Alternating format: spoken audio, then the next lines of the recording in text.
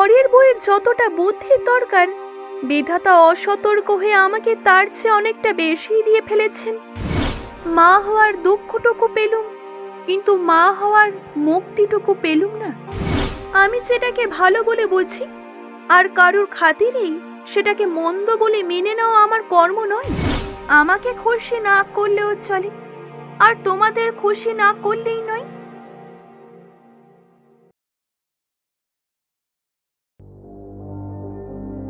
শ্রীচরণ কমলেশ্বর।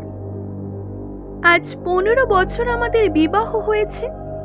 আজ পর্যন্ত তোমাকে আমি চিঠি লিখিনি। চিরদিন তোমার কাছেই পড়ে আছি।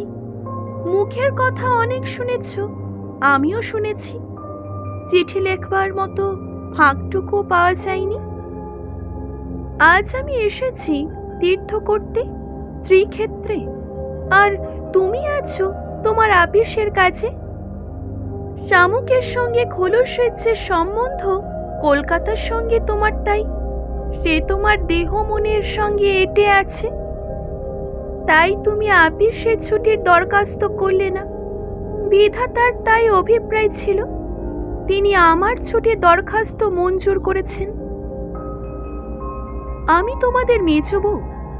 আজকে 15 বছরের পরে এই সমুদ্রের ধারে দাঁড়িয়ে জানতে পেরেছি আমার জগৎ এবং জগদীশ্বরের সঙ্গে আমার অন্য সম্বন্ধও আছে। তাই আজকে সাহস করেই এই চিঠিখানি লিখছি। তবে এ তোমাদের মেজ বউয়ের চিঠি নয়। তোমাদের সঙ্গে আমার সম্বন্ধ কপালে যিনি লিখেছিলেন, তিনি ছাড়া যখন সেই সম্ভাবনার কথা কেউ জানত না, সেই শিশু বয়সেই আমি আর আমার ভাই একসঙ্গে সান্নিপাতিক জ্বরে পড়ি। আমার ভাইটি মারা গেল, আমি বেঁচে উঠলুম। তখন পাড়ার সব মেয়েরাই বলতে লাগলো, মৃণাল মেয়ে কিনা, তাই বাঁচল গো, বেটা ছেলে হলে কি আর রক্ষে পেত? আমার মরণ নেই, সেই কথাটাই ভালো করে বুঝিয়ে বলবার জন্যই এই চিঠিখানি লিখতে বসেছি। যেদিন তোমাদের দূর সম্পর্কের মামা তোমার বন্ধু নীরদকে নিয়ে কনে দেখতে এলেন, তখন আমার বয়স 12। দুর্গম পাড়া গায়ে আমার বাড়ি। স্টেশন থেকে 7 ক্রোশ স্যাগরা গাড়িতে এসে বাকি 3 মাইল কাঁচা রাস্তায় পালকি করে তবেই আমাদের গায়ে পৌঁছানো চাই। সেই দিন তোমাদের কি হয়রানি না হয়েছিল। তার উপরে আমাদের বাঙাল দেশের রান্না, সেই রান্নার প্রহসন আজও মামা ভোলেননি। তোমাদের বড় বউয়ের রূপের অভাব মেজ বউকে দিয়ে পূরণ করবার জন্য তোমার মায়ের একান্ত জিদ ছিল। নইলে এত কষ্ট করে আমাদের সে গাঁয়ে তোমরা যাবে কেন? আমার বাবার বুক তখন দূর দূর করতে লাগলো। মা দুর্গা নাম জপ করতে লাগলেন। শহরের দেবতাকে পাড়া গায়ের পূজারি কি দিয়েই বা সন্তুষ্ট করতে পারে? একমাত্র মেয়ের রূপের উপরে ভরসা, কিন্তু সেই রূপের গুমর তো মেয়ের মধ্যে নেই। যে ব্যক্তি দেখতে এসেছে সে তাকে যে দামই দেবে সেই তার দাম। তাই তো হাজার রূপে গুণেও মেয়ে মানুষের সংকোচ কিছুতেই ঘোচে না। সমস্ত বাড়ির, এমনকি সমস্ত পাড়ার এই আতঙ্ক আমার বুকের মধ্যে পাথরের মতো চেপে বসল। সেই দিনকার আকাশের যত আলো এবং জগতের সকল শক্তি যেন 12 বছরের একটি পাড়া গায়ে মেয়েকে, 2 জন পরীক্ষকে 2 জোড়া চোখের সামনে শক্ত করে তুলে ধরবার জন্য পেয়াদেগিরি করছিল। আমার কোথাও লুকোবার জায়গা ছিল না। তারপর সমস্ত আকাশকে কাঁদিয়ে দিয়ে বাঁশি বাজতে লাগলো। তোমাদের বাড়িতে এসে উঠলুম। তখন আমার খুঁতগুলি সবিস্তারে খতিয়ে দেখেও গিন্নির দল সকলে স্বীকার করলেন, মোটের উপরে আমি সুন্দরী বটে। সে কথা শুনে আমার বড় জায়ের মুখ গম্ভীর হয়ে গেল। কিন্তু আমার রূপের যে কি দরকার ছিল আমি তাই ভাবি। রূপ জিনিসটাকে যদি কোনো সেকেলে পণ্ডিত গড়তেন মৃত্তিকা দিয়ে, তাহলে হয়তো তার কদর থাকতো। অবশ্যই সেটা গঙ্গা মৃত্তিকা হইতো। কিন্তু এটা যে কেবল বিধাতা নিজের আনন্দে করেছেন, তাই তোমাদের ধর্মের সংসারে ওর দাম নেই।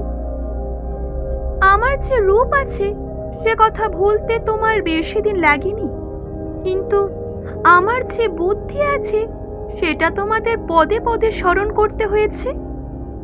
ওই বুদ্ধিটা আমার এত স্বাভাবিক যে তোমাদের ঘরকন্যার মধ্যে এতকাল কাটিয়েও আজও সে টিকে আছে। মা আমার এই বুদ্ধিটার জন্যে ভীষণ উদ্বিগ্ন ছিলেন।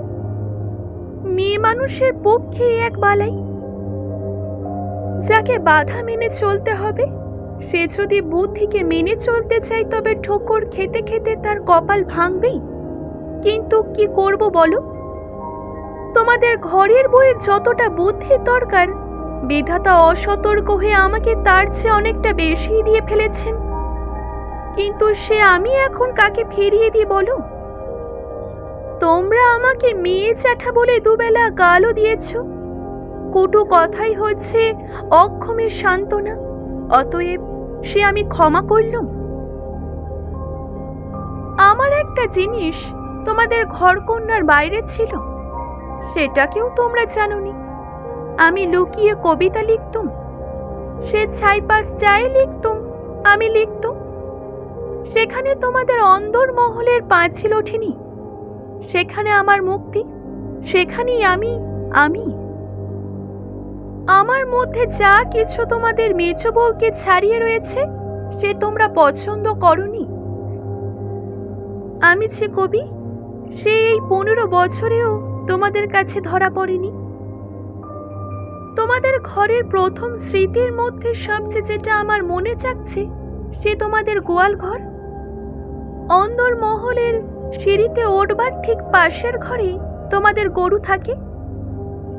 সামনের উঠোনটুকু ছাড়া তাদের আর নড়বার জায়গা নেই। সেই উঠোনের কোণে তাদের যত্ন দেবার কাঠের গামলা। সকালে বেহারার নানান কাজ। উপবাসী গরুগুলো ততক্ষণ সেই গামলার ধারগুলো চেটে চেটে চিবিয়ে চিবিয়ে খাবলা করে দিত। তাদেরকে দেখে আমার প্রাণ কাঁদত। আমি পাড়া গায়ের মেয়ে। তোমাদের বাড়িতে যেদিন নতুন এলো, সেই দিন সেই 2টি গরু এবং 3টি বাছুরি সমস্ত শহরের মধ্যে আমার চিরপরিচিত আত্মীয়র মতো হয়ে উঠল। যতদিন নতুন বউ ছিল, নিজে না খেয়ে তাদের খাতুম। যখন বড় হলো, তখন গরুর প্রতি আমার প্রকাশ্য মমতা লক্ষ্য করে আমার ঠাট্টার সম্পর্কীয়রা আমার গোত্র সম্বন্ধে সন্দেহ প্রকাশ করতে লাগলেন। আমার মেয়েটি জন্ম নিয়েই মারা গেল। অবশ্য আমাকেও সে সঙ্গে যাবার সময় ডাক দিয়েছিল। সে যদি আজকে বেঁচে থাকতো, তাহলে সে আমার জীবনে যা কিছু বড়, যা কিছু সত্য সমস্ত এনে দিত। তখন মেজ বউ থেকে একেবারে মা হয়ে উঠতুম।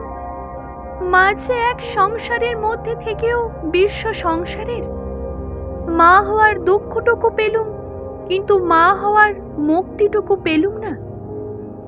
মনে আছে, ইংরেজ ডাক্তার এসে আমাদের অন্দর দেখে আশ্চর্য হয়েছিল এবং আঁতর ঘর দেখে বিরক্ত হয়ে বকাবকি করেছিল।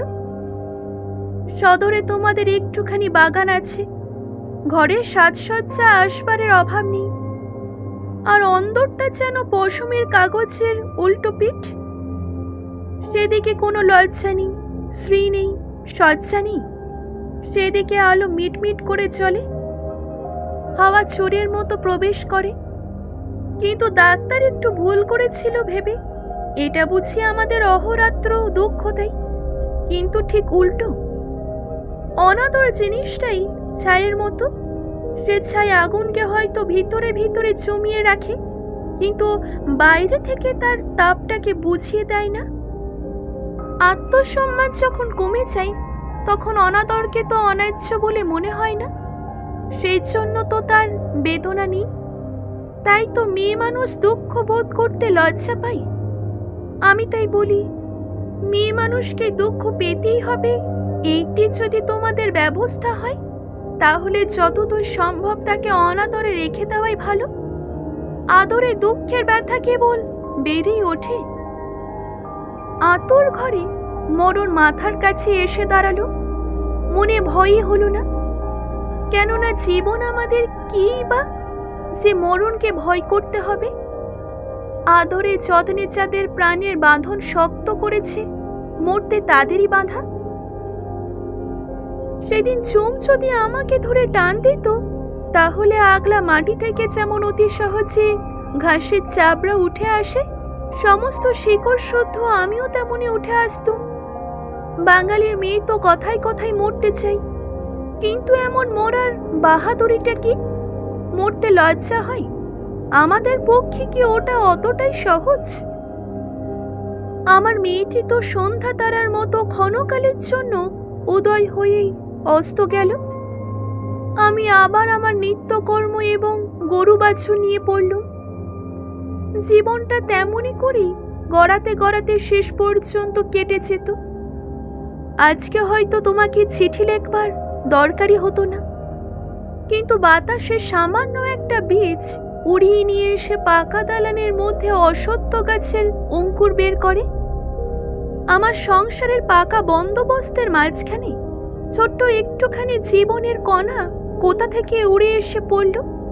তারপর থেকে ফাটল শুরু হলো। বিধবা আমার মৃত্যুর পরে আমার বড় চায়ের বোন বিন্দু তার খুড়তো ভাইদের অত্যাচারে আমাদের বাড়িতে তার দিদির কাছে এসে সেদিন আশ্রয় নিলে। তোমরা সেই দিন ভাবলে এ আবার কোথাকার আপদ? আমার পোড়া স্বভাব, কি করব বলো? দেখলুম তোমরা সকলেই মনে মনে বিরক্ত হয়ে উঠেছ। সেই জন্য এই নিরাশ্রয় মেয়েটির পাশে আমার সমস্ত মন যেন একেবারে কোমর বেঁধে দাঁড়ালো। পরের বাড়িতে পরের অনিচ্ছাতে এসে আশ্রয় নেওয়া যে কত বড় অপমান, তা কেহ জানে না এমন নেই। কিন্তু এই অপমান দায়ে পড়ে তাকেও স্বীকার করতে হলো। তারপরে দেখলুম আমার বড় চায়ের বেশ ভালোই দশা ঘটেছে। তিনি নিতান্ত দরদে পড়ে বোনটাকে নিজের কাছে এনেছেন, কিন্তু যখন দেখলেন স্বামীর অনিচ্ছা, তখন এমনই ভাব করতে লাগলেন যেন এ তার এক ভীষণ বালাই, যেন একে দূর করতে পারলেই তিনি বাঁচেন। এই অনাথা বোনটিকে মন খুলে প্রকাশ্যে স্নেহ দেখাবেন সে সাহস তাহার হলো না। তিনি পতিব্রতা। তার এই সংকট দেখে আমার মন আরো ব্যথিত হয়ে উঠল। দেখলুম বড় চা সকলকে একটু বিশেষ করে দেখিয়ে দেখিয়ে বিন্দুর খাওয়া পড়ার এমনই মোটা রকমের ব্যবস্থা করলেন, এবং বাড়ির সর্বপ্রকার দাসী বৃত্তিতে তাকে এমনভাবে নিযুক্ত করলেন যে আমার কেবল দুঃখ নয়, লজ্জা বোধ হলো। আমাদের বড় চায়ের বাবের বংশে কুল ছাড়ার কিচ্ছুটি ছিল না, রূপও না, টাকাও না। আমার শ্বশুরের হাতে পায়ে ধরে কেমন করেছে তোমাদের ঘরে তার বিবাহ হলো, সে তো সমস্তই জানো। তিনি নিজের বিবাহটাকে এ বংশের প্রতি ভীষণ একটা অপরাধ বলে চিরকাল মনে জেনেছেন। সেই জন্যে সকল বিষয়েই নিজেকে তিনি যতদূর সম্ভব তোমাদের ঘরে অতি অল্প জায়গা জুড়ে থাকেন। কিন্তু তার এই সাধু দৃষ্টান্তে আমাদের বড় মুশকিল হয়েছে। আমি সকল দিকে নিজেকে অতি অসম্ভব খাটো করতে পারিনি। আমি যেটাকে ভালো বলে বুঝি, আর কারুর খাতিরেই সেটাকে মন্দ বলে মেনে নেওয়া আমার কর্ম নয়। অবশ্য তুমিও অনেক তার প্রমাণ পেয়েছো।